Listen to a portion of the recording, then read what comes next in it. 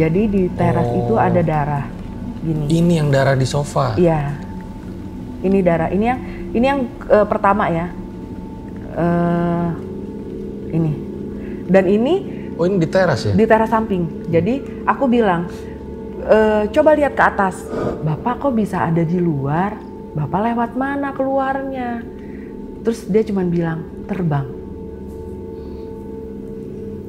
Dan itu Mas Fajar, ini wallahi ya, sampai hari ini kita juga nggak tahu kenapa bisa ada kejadian itu. Bentar, saya bingung nih. Jadi kan Bapak nih sakit. Iya. Pintu semua dikunci. Kunci. Tiba-tiba ada di luar. Iya, di luar. Pintu nggak ada yang terbuka? Nggak ada.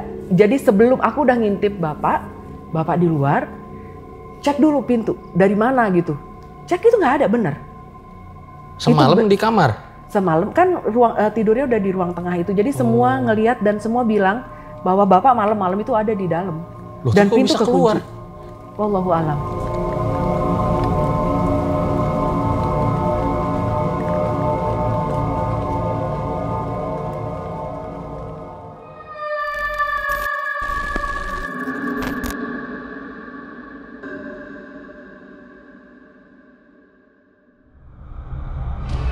Tak sengaja lewat depan rumahmu.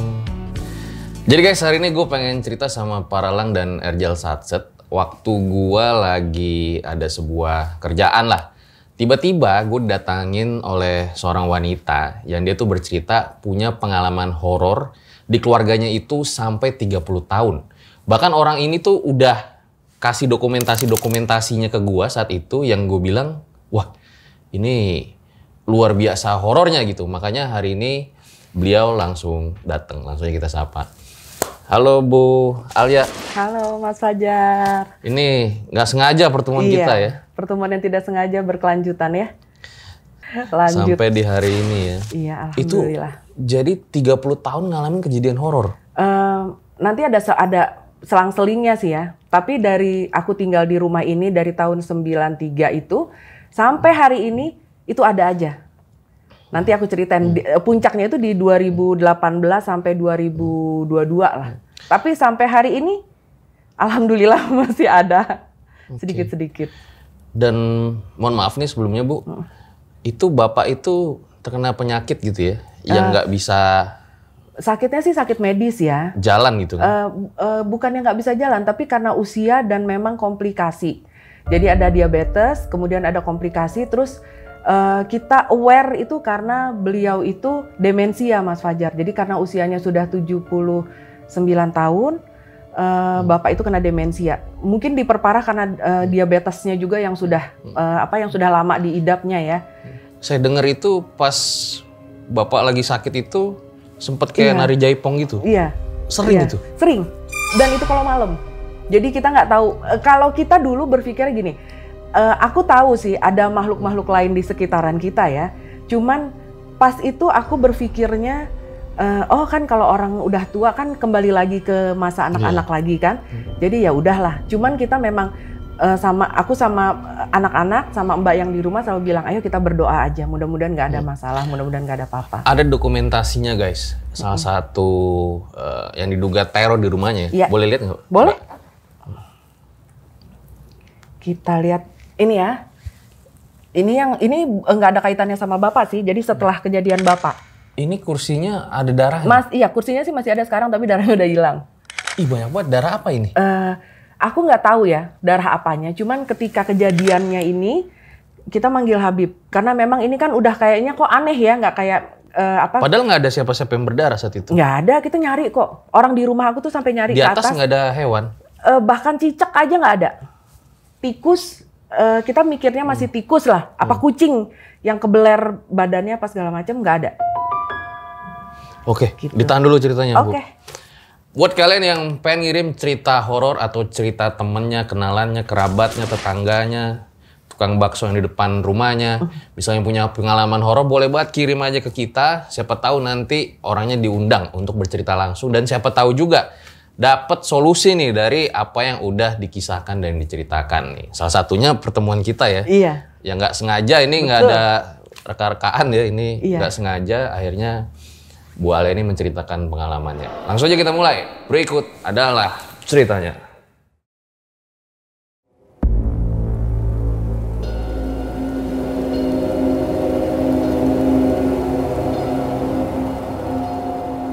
Cerita kali ini horor banget. Jadi yang lagi sendirian malam-malam di rumah, hati-hati. Gimana Bu Alia ceritanya? Iya. Jadi cerita ini dimulai dari rumahku ya Mas Fajar. Rumahku ada di daerah Jakarta Selatan. Sudah dibangun dari tahun 92. Kita nempatin itu mulai dari tahun 93 ya. Jadi kalau hitungannya sampai sekarang ini tuh sekitar 30 tahunan. Dari tahun 93 itu kita tempatin rumah itu sebenarnya baik-baik aja. Sampai ada cerita dari saya pertama kali ya. Jadi saya tinggal di rumah itu di lantai 2. Di rumah kita tuh lantai 2, terus ada lantai mezaninnya di tengah-tengah Mas Fajar. Nah, saya tidur di kamar itu sendiri sampai suatu malam antara tidur dan tidak itu saya seperti melihat ada perempuan separuh badan. Jadi bagian bawahnya nggak kelihatan, bagian atasnya itu rambutnya panjang. Mukanya saya lupa menggambarkan, mendeskripsikannya seperti apa, tapi dia tangannya maju ke depan dan jalan cepat ke arah saya. Nggak tahu jalan, nggak tahu terbang ya, karena separuhnya nggak kelihatan. Terus saya cuman ingat saya baca ta'awuz dan saya palingkan muka begini. Setelah baca ta'awuz ketiga kali, saya lihat begini, ternyata udah nggak ada. Besok paginya saya bangun, saya bilang sama sama ibuku kan, ibu tadi malam aku didatengin setan kayak gini gitu. Terus kata ibu, udah nggak apa-apa, biasa itu kan setiap rumah pasti memang ada penunggunya, nggak apa-apa, baca sholat aja yang bener makanya gitu. Jalanlah kehidupan seperti biasa, banyak cerita-cerita perintil-perintilannya, termasuk cerita tukang yang ngelihat sosok sosok perempuan di bawah tangga, ngelihat juga. Tapi kita masih menganggap ya perintil-perintilan lah, cerita-cerita begitu ya. Tahun 90-an? Tahun 90-an, 93-an lah itu. Terus sampai akhirnya. Kalau ayah itu orangnya itu kayak gimana sih? Nih ya, jadi bapak itu orangnya itu skeptis sebetulnya Mas Fajar. Jadi bapak tahu ada cerita-cerita kayak gitu di rumah, tapi bapak bilang itu kurang sholat aja, itu nggak pernah ngaji sih, ini gitu-gitu. Jadi kita biasa aja kalau menceritakan itu ke bapak, dan karena bapak sama ibu juga santai menanggapinya, jadi ya kita biasa aja, walaupun kalau misalnya ada kejadian kita pasti akan ceritakan ke mereka gitu. Sampai akhirnya suatu ketika saya menikah, kemudian tinggal di rumah itu juga sementara waktu itu kan. Waktu itu saya baru melahirkan tuh Mas Fajar. Jadi aku itu sore-sore, jadi bapak waktu itu masih kerja, belum pulang. Bapaknya anak-anak, suamiku waktu itu juga belum pulang kerja. Di rumah mbaknya itu yang nginep nggak ada, yang pulang hari udah pulang. Di rumah itu cuman ada aku, ibu, sama bayi aku yang pertama, bayi Rakan. Masih 10 harian lah umurnya ya. Nah sore itu ibu bilang, kayaknya enak nih kalau jajan yang manis-manis gitu. Oh ya udah, aku pergilah ke toko di dekat rumah. Aku pergi itu meninggalkan ibu sama bayi aku yang di stroller di dalam rumah nih Mas Fajar. Tiba-tiba udah kan aku pergi, pas aku pulang lagi aku ngeliat dari jauh. Loh kok ibu lagi gendong Rakan di depan rumah. Kenapa gitu kan? Aku langsung jalan cepet kan. Ibu kenapa kok di luar? Sini deh cepet-cepet kata ibu. Kenapa? Tadi pas Alia pergi, ibu lagi duduk kan. Tiba-tiba dari tangga itu ada bunyi tek tek tek gitu. Ibu noleh, oh bola katanya. Terus dia mikir, bola? Kan si Rakan ini kebetulan cucu pertama. Rakan kan baru lahir, masa punya bola gitu. Akhirnya ibu berdiri. Ibu berdiri, ibu ngeliat ke bawah. Tahu Mas Fajar apa yang dilihat? Kepala. Jas kepala. Jadi kepala ada rambutnya tapi mukanya kayaknya nggak terlalu kelihatan ya ibu ya, cuman merem lah gitu kali. Ibu langsung astagfirullahaladzim, langsung digendong Rakan, langsung bawa keluar. Terus pas aku datang ya sok-sok berani dong. Di mana Bu? Di sini nih di bawah tangga. Kita lihat ya udah nggak ada lagi. Itu. Terus setelah berapa bulan bayi, 4 bulanan gitu, mati lampu di rumah nih Mas Fajar.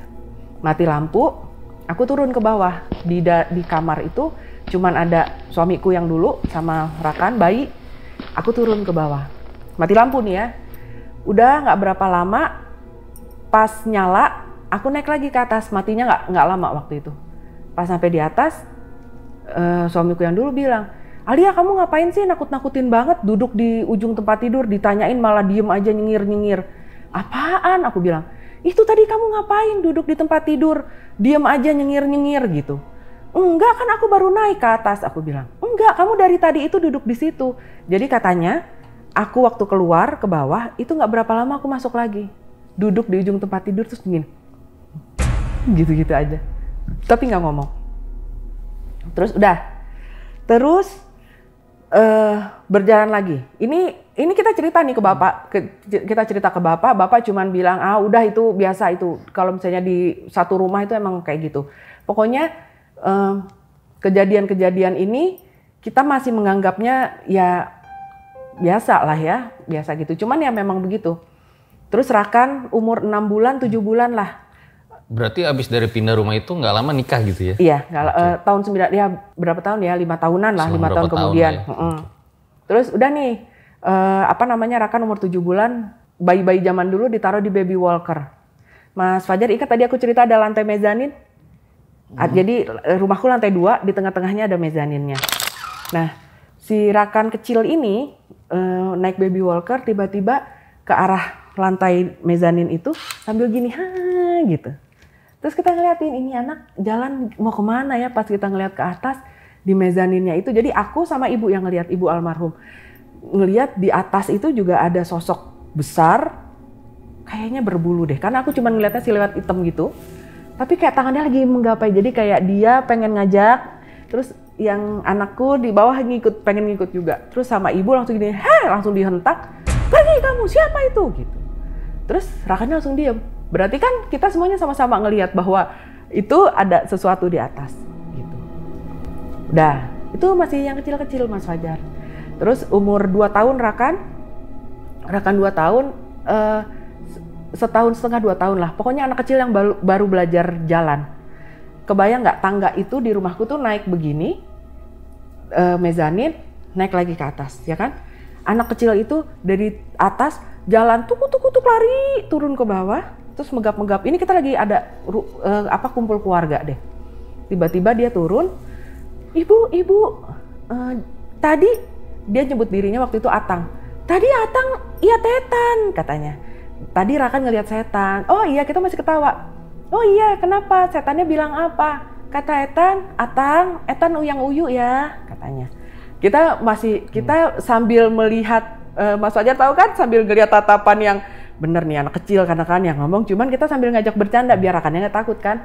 Oh gitu, emang setannya kayak apa yang Rakan lihat? Terus dia bilang, Etannya pakai handuk. Jadi katanya setannya pakai handuk terus mukanya totol-totol.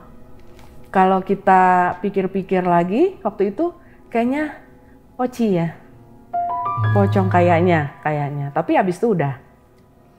Terus itu sebenarnya cerita yang perintil-perintil ya, sampai akhirnya di 2006-an itu saya pindah tuh. Saya sekeluarga aja yang pindah.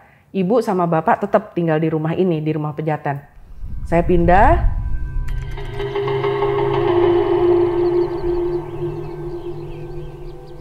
Kemudian ibu di rumah itu, tapi tetap masih mengalami kejadian-kejadian yang sebenarnya ya kecil lah. Anggapannya kecil gitu. Terus tapi ibu selalu bilang, ya kalau bapak diceritain kan bapak biasa aja gitu. Sebenarnya kalau aku rasa juga kayaknya bapak pernah deh ngalamin, cuman bapak itu nggak detail menceritakan, nggak kayak aku habis ngeliat setan gitu, nggak. Cuman bapak bilang, oh ya udah biarin, kalau misalnya itu kan emang dia di sini ada, biarin. Duluan dia kali dari bangun rumah kita gitu. Tapi ya nggak apa-apa. Sampai suatu ketika aku inget banget ibu telepon, tadi malam ibu diketawain kuntilanak. Diketawain kuntilanak, gimana Bu? Iya, ibu lagi di kamar atas. Jadi ibu itu kalau tidur di rumah itu suka ngacak Mas Fajar. Jadi kadang di bawah, kadang di atas. Nah kalau di atas itu kamarnya itu ada balkon dan ada dahan pohon mangga. Terus dahan pohon mangganya ini nutupin jalan di bawah kan. Terus dia malam-malam lagi nyasak, karena ibuku suka nyasak rambutnya kan. tiba-tiba ada kuntilanak, suara kuntilanak ketawa gitu lewat. Terus sama ibu dilempar dong pakai sisir sasak itu, terus langsung berhenti kuntilanaknya. Nah besok paginya mbak yang kerja di rumahku, kan rumahnya di depan tuh. Pas jalan ngeliat ke bawah, kok ada sisir sasaknya ibu. Diambil kan, Bu, udah dateng, iya. Bu, kan ini ada sisir. Iya, tadi malam saya habis ngelempar kuntilanak, santai ngomongnya. Jadi, itu ibu ya, versi ibu. Kalau ayah ngalamin juga nggak tuh pada akhirnya? Dia nggak pernah cerita, tapi sebenarnya ngalamin kalau aku rasa ya. Karena nggak mungkin lah dari satu rumah itu nggak pernah ngerasa deg-degan apa gimana gitu. Itu dia masih belum menjadi headline-nya di cerita ini belum. Sampai itu kan aku pindah ya. Terus ibu meninggal di tahun 2013. 2014 akhirnya aku pindah lagi setelah aku pisah dari suamiku yang pertama, aku pindah lagi ke rumah Pejaten. Nah, dari 2014 itulah dimulai kejadiannya sampai hari ini. Tuh mulai beruntun tuh. Walaupun dari kecil-kecil sedikit-sedikit, tapi sampai hari ini tuh selalu ada. Maaf ya Mas Fajar, jadi itu tuh kayaknya ceritanya yang masih perintil-perintil lah ya. Oke, jadi itu perintilan ya? Itu perintilan, karena di puncaknya itu ketika masuk di 2017 akhir ke 2018.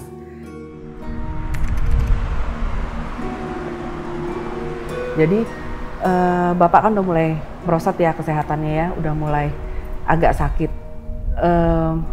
Mungkin karena memang sakitnya itu Bapak jadi lebih emosional.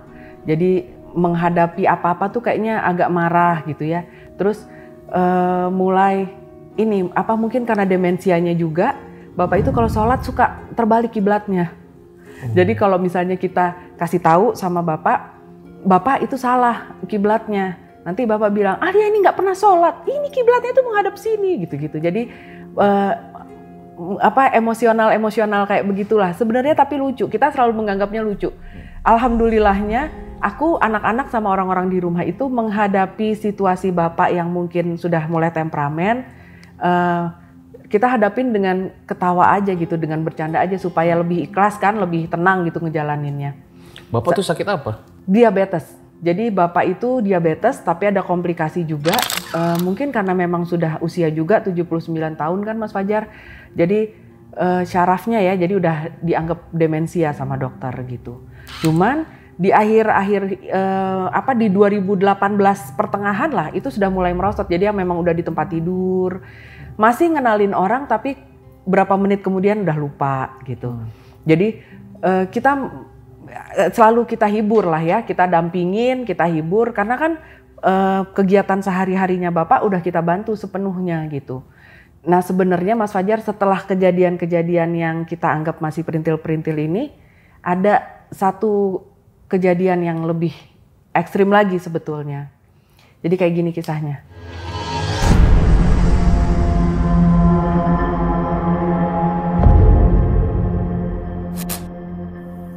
Buat kalian yang punya pengalaman horor nyata, bisa kirim cerita kalian ke email RJ5 atau DM Instagram RJ5.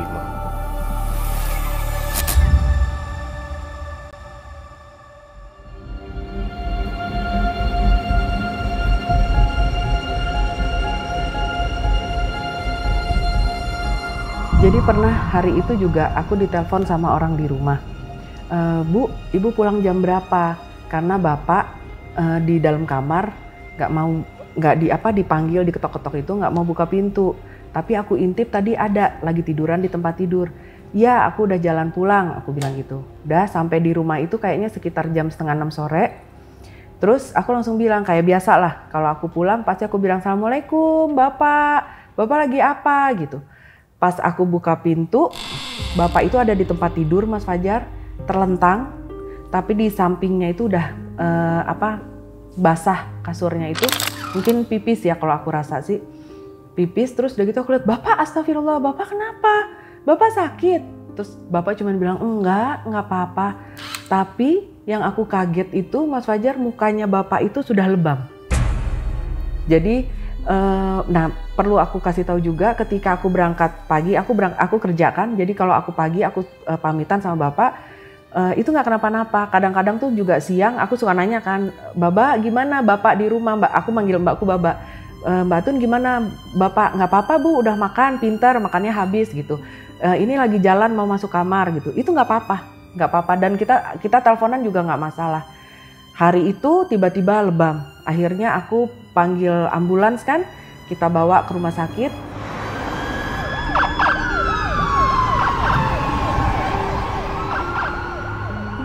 Masuklah di IGD, masuk di rumah sakit. Terus saya tanya sama dokter, kenapa ya? Apa mungkin karena, kita pokoknya berpikirnya masih logik ya, apa karena diabetesnya mukanya bapak jadi lebam-lebam begitu.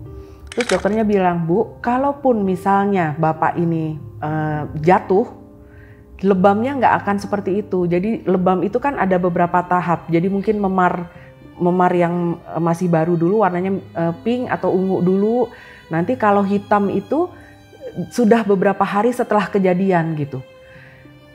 Terus apa sebelumnya bapak pernah terjatuh atau terpentuk sesuatu gitu? Nggak pernah. Sementara siang itu masih nggak kenapa-napa, sementara sore itu mukanya udah lebam. Jadi lebamnya tuh kayak gimana Bu? Lebamnya itu ada fotonya udah aku kirim juga ya Mas Fajar. Jadi lebamnya itu kayak lebam hitam, kayak sebenarnya kalau misalnya kebentur atau terbentur benda kayak keras abis gitu. orang dipukul gitu. Ya bisa jadi gitulah. Tapi bonyok tapi juga. langsung nggak bonyok sih enggak. Makanya aneh kan kalau misalnya dipukul itu pasti bonyok. Terus nggak mungkin secepat itu kalau kata dokter. Jadi dia lebamnya langsung menghitam gitu. Terus ya udah kata dokternya, udah nggak apa-apa nanti kita dikasih obat yang buat lebam-lebam aja. Setelah berapa hari memang belum hilang tapi udah mulai mendingan, kita boleh pulang. Terus nggak apa-apa tuh, makan masih baik-baik saja. Terus kalau malam masih kadang-kadang suka kalau kita lagi kumpul gitu kan, kita kumpul nanti dia bilang itu ada orang suruh masuk kasih minum gitu. Siapa Pak? Siapa? Itu ada tamu gitu. Terus ya udah kita karena sudah biasa dengan hal-hal seperti itu, ya udah kita biasa aja kan. Kita biasa sampai di satu hari kita itu semuanya kesiangan Mas Fajar. Jadi biasanya mbak yang di rumah itu bangun sebelum subuh. Hari itu kita semua bangun jam 5:30 pagi. Itu juga kita kebangun karena Mbak Atun itu lari ke atas, gedor-gedor langsung buka pintu kamar, terus langsung teriak, Ibu, Bapak, kakek, kata dia. Kenapa Bapak itu kakek masa ada di luar gitu. Terus kita turun, kita panik kan, kita turun semua ke bawah, kita lihat, loh kakeknya di luar. Sementara, terus aku langsung refleks, langsung bilang, coba cari dulu, cek semua pintu, pintunya kebuka nggak? Dan itu dicek semuanya pintunya kekunci dan kuncinya itu masih ada di tempat yang lain. Karena tadi ya, karena kakek demensia, semua pintu itu kuncinya kita pisahin. Dan kita cobain gak ada yang kebuka. Akhirnya kita memberanikan diri, kita baca bismillah lah ya. Ayo kita buka pintu ruang tamu. Kita lihat kakek itu udah selonjor, Mas Fajar selonjor. Terus ngeliat aku, apa, kenapa Al katanya. Terus aku bilang, Bapak kok ada di sini? Kenapa? Ayo kita masuk ke dalam. Gak usah katanya. Kenapa gak usah? Ayo kita mandi. Pokoknya saat itu aku berusaha nggak nanya-nanya. Kok Bapak bisa di sini gitu. Terus kita papah nih, kita mandiin, aku mandiin. Udah rapi, masih aku belum tanya. Udah rapi, aku dudukin. Kita siapin makan kan. Pelan-pelan disuapin, kita tanya. Bapak kok bisa ada di luar? Bapak lewat mana keluarnya? Terus dia cuma bilang, terbang. Dan itu Mas Fajar, ini wallahi ya, sampai hari ini kita juga nggak tahu kenapa bisa ada kejadian itu. Bentar, saya bingung nih. Jadi kan Bapak nih sakit. Iya. Pintu semua dikunci. Tiba-tiba ada di luar. Iya, di luar. Pintu nggak ada yang terbuka? Nggak ada. Jadi sebelum aku udah ngintip Bapak di luar, cek dulu pintu, dari mana gitu. Cek itu nggak ada, bener. Semalam di kamar? Semalam kan tidurnya udah di ruang tengah itu. Jadi semua ngelihat dan semua bilang bahwa Bapak malam-malam itu ada di dalam. Loh, dan kok pintu bisa kekunci. keluar? Wallahu alam. Sampai hari ini Ini kejadiannya terserah ya, teman-teman boleh percaya boleh enggak, tapi wallahi kejadian ini masih ada saksi-saksinya sampai hari ini, dan sampai sekarang juga kita nggak tahu itu gimana kejadiannya. Satu-satunya jalan bisa lewat balkon atas, dan itu dari lantai 2, nggak mungkin lah. Dan kalau dari lantai 2 itu juga harus masalah buka pintunya itu harus di engkol gitu, karena jarang dibuka kan, jadi agak susah. Sangat mustahil kalau lewat situ juga, dan apalagi itu dengan kondisi bapak yang seperti itu. Pas ditanya bilangnya terbang. Cuman itu terbang. Terus saya cerita, anak-anak kan tahu ya, anak-anak cerita, tapi saya nggak tega untuk memastikannya lagi terbangnya itu kayak gimana. Saya bingung karena saya juga khawatir jawabannya akan aneh atau gimana kan udahannya. Jadi ya udah saya nggak teruskan lagi. Itu sampai akhirnya setelah itu mulai menurun tuh kesehatan Bapak. Mulai drop, terus sampai akhirnya di Januari 2019 Bapak meninggal, Mas Fajar.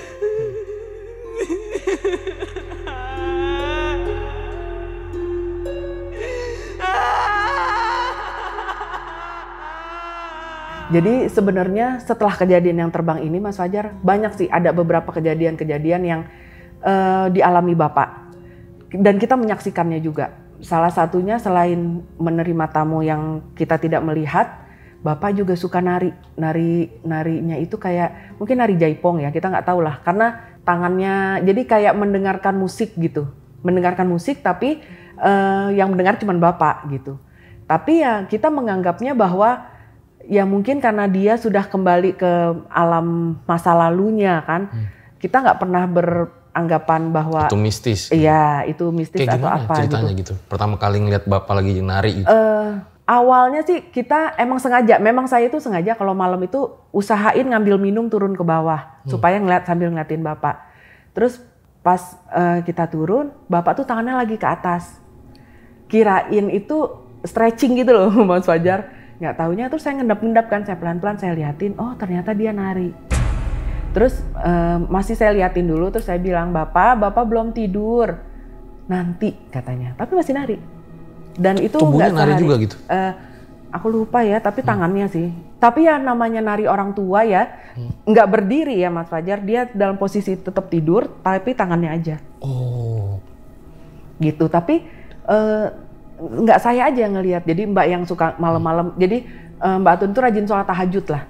Jadi kalau habis sholat tahajud, pasti dia ngintip ke Bapak dan Bapak lagi nari. Sempet nanya? Nari kita atau tanya, gimana? Bapak lagi ngapain? Ketawa-ketawa aja, senyum-senyum, nggak pernah dibahas. Cuman karena aku berpikirnya dari dulu itu, Bapak itu bukan tipikal orang yang memang suka cerita-cerita mistis. Jadi ketika ngalamin hal-hal kayak begitu, kita masih menganggapnya bahwa oh ya emang orang tua pasti akan begitu gitu kali. Tapi semakin lama kok agak sering ya gitu. Terus nanti bilang iya Pak, itu ibu duduk ibu berdiri aja suruh duduk. Ya, tapi lama-lama jadi kan karena sering kan, jadi Bu duduk Bu, sini Bu, minum kopi Bu, ngeteh Bu, kita suka gitu-gituin. Nah kalau kayak gitu Bapak ketawa-ketawa. Jadi terus, dia pernah juga gini, itu loh ada Mak Dewi gitu datang, itu ibunya. Dia manggilnya Mak kan, jadi nanti iya Pak, ayo kita baca doa. Jadi kita suka kayak gitu, ayo Pak kita baca doa aja. Iya, nanti siapa lagi kasih minum gitu. Terus Bapak itu suka manggil ibuku tuh nama. Jadi dia bilang, Lis dateng suruh duduk gitu. Terus karena kita bilangnya kita selalu menghadapinya dengan santai gitu kan.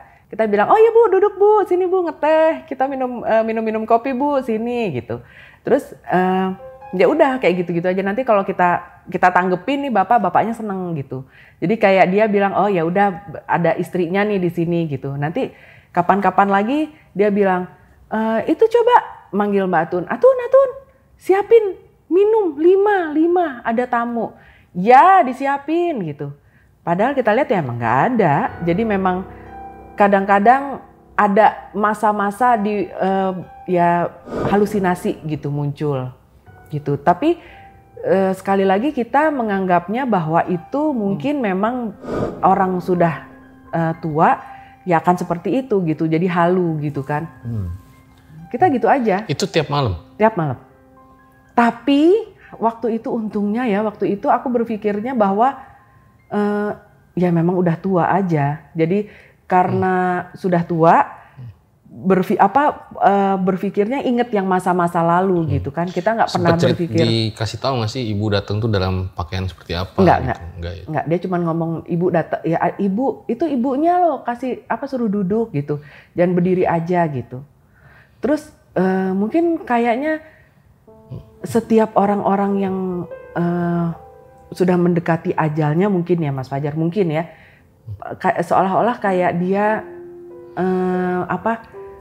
melihat sesuatu, melihat orang-orang yang kita tidak pernah nampak gitu kan. Jadi pernah ini menjelang akhir-akhir masa sebelum ajalnya, dia aku bawa ke IGD, bapak aku bawa ke IGD karena takut drop, aku takut salah gitu. Terus tiba-tiba di IGD di rumah sakit itu bapak tiduran, tato senyum sambil ngeliat-ngeliat ke langit-langit. Jadi kayak Mas Fajar tahu kan kalau misalnya di yang kita kayak ngeliat-ngeliat sesuatu yang di langit-langit, dia senyum-senyum gitu. Terus aku bilang, Bapak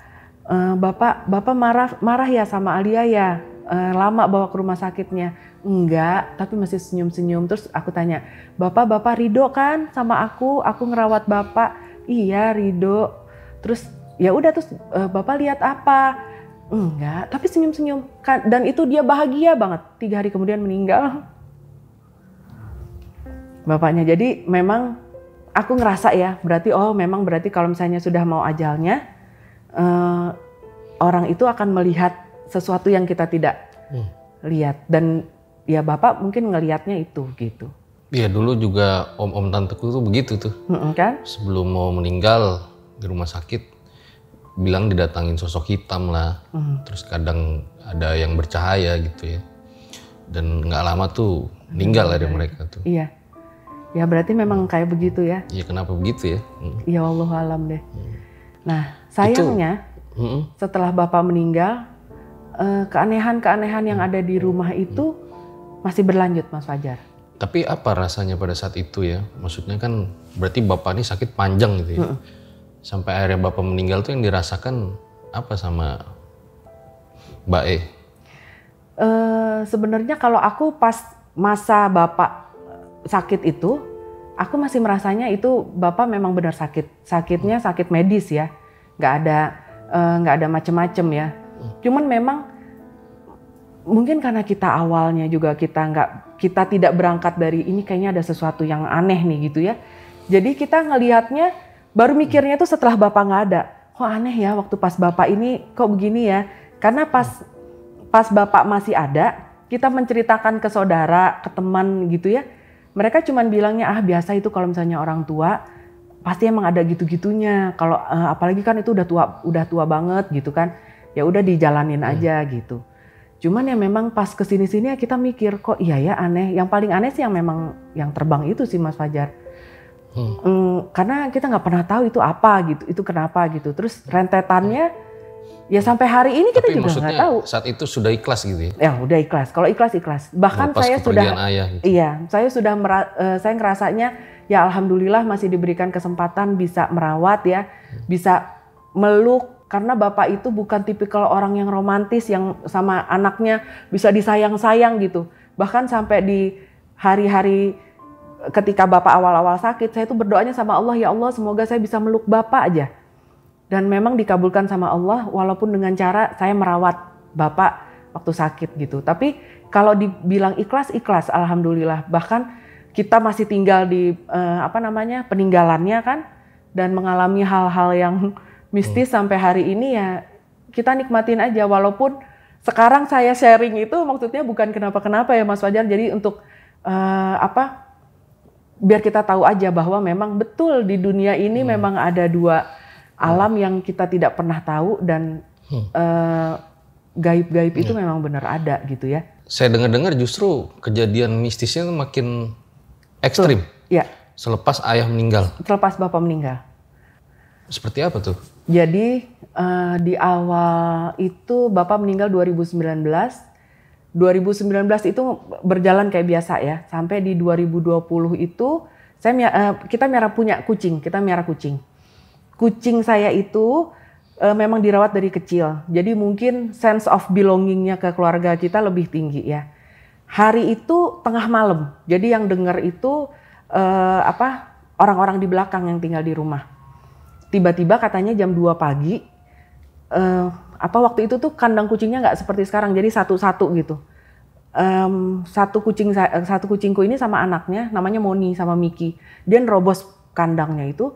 Terus langsung lari ke bawah tangga. Tangganya juga foto tangganya juga udah aku kirim ya Mas Fajar. Jadi dia lari ke arah tangga. Mas Fajar tahu nggak kucing yang suka bulunya berdiri semua, terus gerem-gerem yang apa sih namanya hissing ya yang gitu-gitu. Posisinya kayak begitu, tapi dia nggak naik ke tangga. Dia cuma di bawah tangga itu. Terus besok paginya Mbak Tun cerita lagi. Ibu tadi malam dengar nggak Moni sama Miki keluar dobrak kandang, gerem-gerem di bawah tangga? Enggak, aku bilang. Nah, karena merasa aneh, kejadian itu aku kirim ke animal communicator. Jadi aku tanya, aku pengen tahu, ini ada apa sih, kenapa kucing aku nih kayak gini gitu kan? Kayak defensif gitu ya? Iya, pokoknya dia begitulah. Terus animal communicatornya jawab dong. Jadi dia bilang kalau Moni itu melihat sosok seperti Barong yang mau masuk ke rumah. Karena dia mau melindungi keluarganya, jadi kita dianggap keluarganya si Moni kan. Karena dia mau melindungi keluarganya, dia melawan. Jadi dia menjaga supaya si sosok Barong itu tidak masuk ke dalam rumah kita. Gitu. Ya udah kita bilang, oh Moni makasih, biasalah sama kucingnya Moni makasih. Bisa tahu ya? Iya. Jadi animal bisa telepati kali ya. Komunikasi apa gimana? Iya, melalui telepati, komunikasinya telepati, animal communicator. Baru denger nih saya nih. Iya, nanti ada buktinya. Aku kirimin juga. Oke tuh udah. Kita biasa dong bilang, Moni makasih udah ngelindungin kita segala macem gitu kan. Nah, kalau saya punya teman gitu ya, kayak anjing nggak bisa dibaca gitu. Bisa, orang kuda, kucing. Maksudnya temennya kayak anjing gitu. Iya, boleh nanti. Bisa ya? Beda ya? Beda, iya. Nah terus udah nih, berapa hari kemudian, saya lagi tiduran di atas. Ini nggak berapa jauh dari kejadian yang Moni ngeliat Barong itu. Tiba-tiba saya lagi tiduran di atas berdua sama anak saya yang kecil. Tiba-tiba dari atas kamar saya itu kedengeran kayak suara ledakan. Jadi ledakannya itu tapi kayak jedar jatuh ke atas genteng. Terus dia meluncur dari genteng yang atas itu turun ke bawah. Jadi kalau saya dengernya kayak orang turun dari genteng terus nahan gitu. Kebayang gak sih Mas Fajar? Jadi kayak malam gitu. Iya, itu masih jam 8, jam 9 deh. Dia kayak nahan, jadi kayak dia jatuh, melorot di genteng terus dia nahan. Terus aku langsung telepon ke bawah kan. Juni dengar nggak ada suara ledakan? Iya Bu, ini aku juga lagi berdiri. Ledakannya gimana? Ledakannya kayak apa ya? Kayak ledakan, suara ledakan jedar gitu. Tapi terus dia jatuh, brak ke atas genteng. Terus yang dia turun itu kencang banget. Jadi hari itu yang malam itu yang dengar aku, anakku yang nomor 2 sama Juni. Terus aku bilang, Jun, coba liatin deh ke atas. Pikiranku waktu itu kan aku punya pohon duren. Apa duren yang jatuh atau apa gitu yang jatuh. Terus Juni naik ke atas kan, dia cek ke atas. Apa Jun? Duren ya? Bu, gentengnya geser juga enggak. Jadi dia naik ke atas, dia ngelihat nggak ada apa-apa. Entah kayu atau buah atau batu kah, apa kerikil apa gitu, nggak ada. Udah tuh, itu kan malam. Ya udah nggak apa-apa, udah sholat kita sholat aja ya. Nah besok paginya mbakku yang satu lagi naik, ketok-ketok, ibu masa di teras ada gini.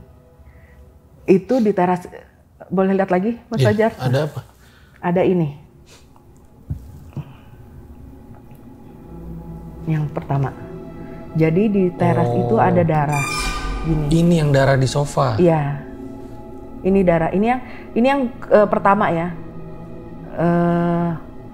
Ini.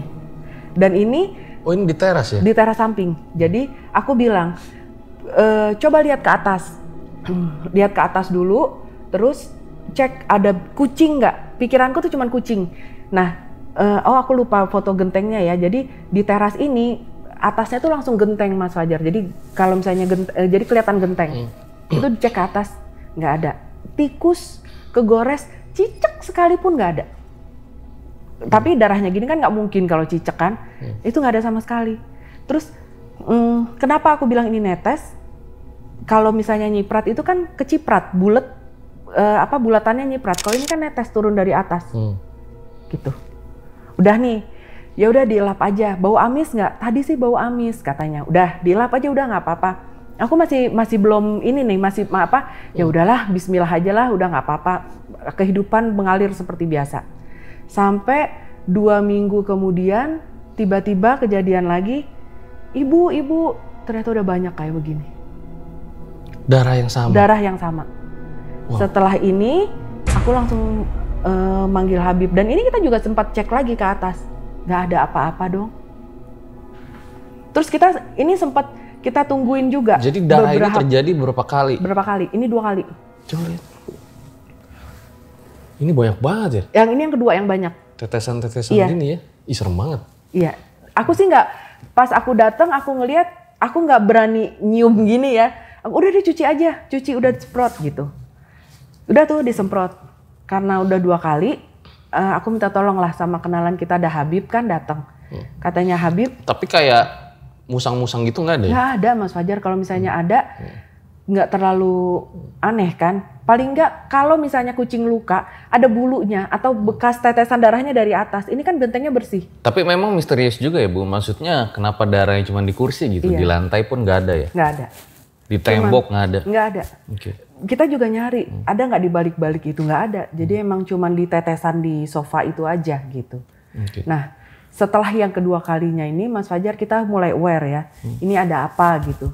Akhirnya kita ada kenalan kan memang Habib, dari zaman waktu Bapak masih sakit itu kita juga suka panggil Habib biar didoain lah gitu kan.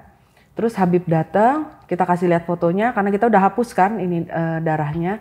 Habib cuman bilang memang ini sepertinya ada orang bermaksud jahat.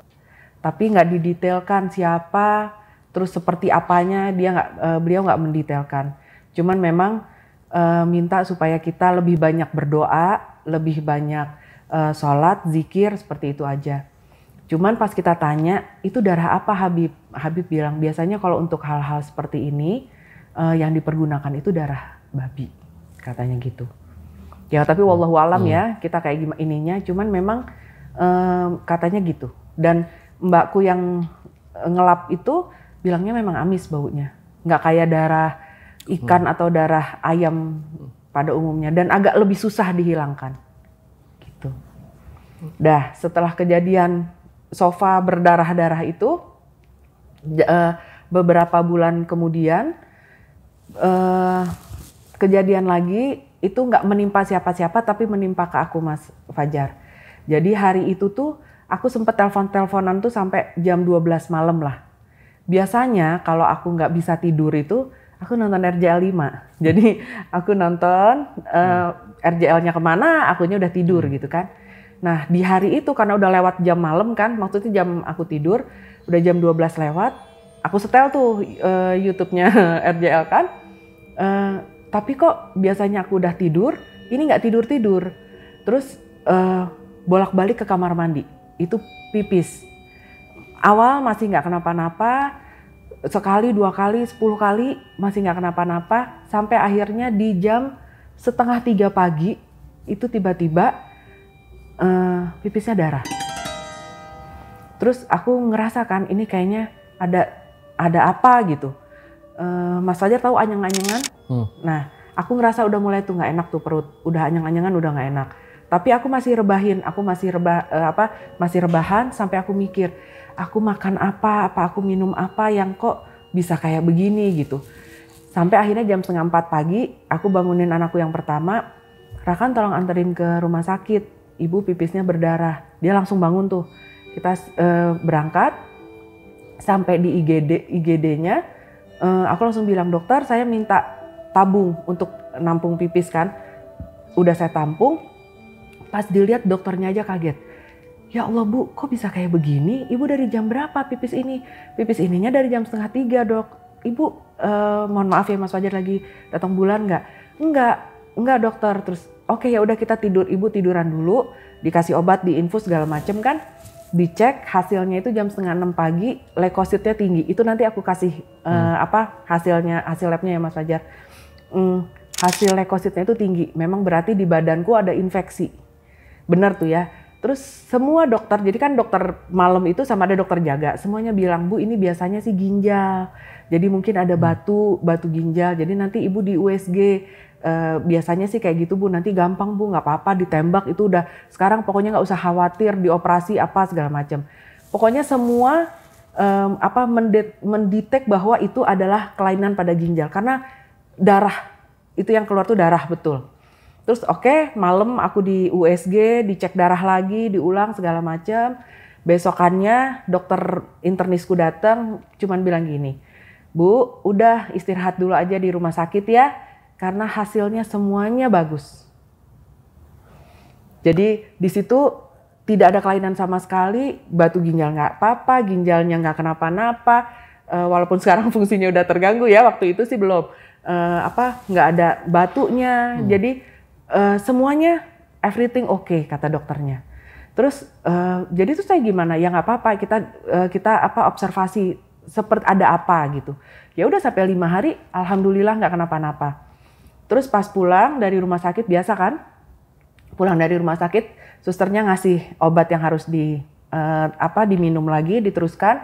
Terus susternya itu juga ngomong, Ibu nanti selain ngabisin obat dari dokter, Ibu coba deh ke orang pinter. Karena memang aneh Bu, hasil dari awal sama kenyataan kondisi di dalam badan ibu itu berbeda. Susternya yang bilang gitu? Suster yang bilang. Terus dia bilang, tapi nggak apa-apa Bu, jangan dibawa pusing ya. Pokoknya ibu tenang aja, cuman ibu coba berobat deh. Ibu coba nanya ke orang pinter gitu. Bukan berobat, dia bilangnya nanya ke orang pinter gitu. Terus ya udah saya bilang, kita pas pulang ke rumah, saya bilang lagi sama Habib, katanya Habib, udah diingatkan aja itu sama Allah supaya Mbak Alia harus rajin lagi sholatnya, ibadahnya jangan sampai terlambat. Gitu-gitu. Ya alhamdulillah sih, aku sih merasanya mungkin paling berat itu kali ya, karena memang menyerang ke aku langsung. Selebihnya itu ya kita hadapin aja lah ya. Kita nggak pernah tahu orang lain di luar sana seperti apa. Cuman ya memang ya santet itu ternyata ada ya, karena katanya memang itu adalah kiriman juga. Yang wallahu alam nggak tahu ditujukannya ke siapa gitu. Oh sebelum kejadian ibu sakit nih? Iya. Gitu aja sih Mas Fajar. Berarti selama 30 tahun itu sampai hari ini masih tinggal di rumah yang sama? Masih tinggal di rumah sama dan masih kadang-kadang entitas itu masih muncul. Yang terbaru itu sebelum aku kesini pintu kamar mandi digoyang-goyang. Jadi di rumahku itu entitasnya itu kadang-kadang jadi sedikit-sedikit tinggi, terus melemah dikit, jadi aktif dan tidak aktif, tapi selalu ada. Alhamdulillahnya. Jadi memang betul-betul saksi bahwa memang di dunia ini kita nggak hidup sendiri gitu. Berarti satu keluarga itu terus mengalami hal-hal misterius seperti ini ya? Iya. Gimana guys? Apa kita bikin part 2-nya nih sama Ustadz Faizar? 10.000 komen di bawah. Ini jadi benar-benar misterius ya Bu? Sebenarnya kenapa satu keluarga ini mengalami fenomena-fenomena itu yang kadang nggak bisa dijelaskan secara logika gitu ya? Walaupun jarang-jarang ya, jadi misalnya hari ini ada, nanti ini minggu nggak ada gitu. Dan itu nggak cuma kita yang merasakan loh, kucing itu juga. Jadi kucing-kucingku yang ada di rumah itu juga, yang paling sering ada satu kucing yang memang dia sensitif banget. Jadi kadang-kadang suka jadi kayak dia mengarahkan bahwa di situ tuh ada. Jadi dia nanti bisa duduk sambil ngeliatin di satu titik sampai lama banget. Yang kita akhirnya kita nyari-nyari tahu juga kan, kenapa sih binatang kayak begini? Ternyata memang dia sedang melihat entitas gaib. Kalau tetangga gitu pernah ngalamin di rumah? Tetangga sebenarnya ada yang ngalamin karena kebetulan kerja di rumah kan. Tapi udah lama. Kalau sekarang udah enggak ini ya, enggak terlalu sering. Kalau dulu waktu pas bapak sama ibu almarhum masih ada, iya ngalamin. Seperti juga. Apa tuh? Waktu itu pernah orang yang kerja di rumah itu pulang hari kan, bawa pulang hari, nyuci kamar mandi tamu di bawah, naruh ember di belakang kan, jadi kalau nyuci sikat ditaruh ke sabun baru disikat gitu kan. Pas dia mau nyikat gini, embernya udah dipindah ke depannya, terus dia bilang digeser lagi ke belakangnya kan, nyikat lagi. Pas mau gini, embernya udah ditaruh di belakang sebelah sini. Jadi embernya ngerti nggak, digeser-geser. Akhirnya dia bilang, udah kek, ini lagi kerja, jangan dipindah-pindahin embernya. Udah, habis itu nggak ada lagi. Wow. Kecil-kecil, kalau itu aku bilang masih remeh-remeh Mas Fajar, tapi banyak. Seperti poltergeist gitu ya, gerak-gerak sendiri Iya. gitu ya. Kadang-kadang seperti poltergeist, tapi kadang-kadang juga cuman sekelebat-sekelebat bayangan. Ya, apa yang kita harap dari rumah 30 tahun Mas Fajar pasti kan. Dan sekarang kiri kanan tuh banyak yang kosong ya rumahnya. Samping sama depan kosong juga. Oke lah, ya udahlah. Kita tutup aja nih biar misterius ya. Biar nanti di part 2-nya 10.000 komen guys.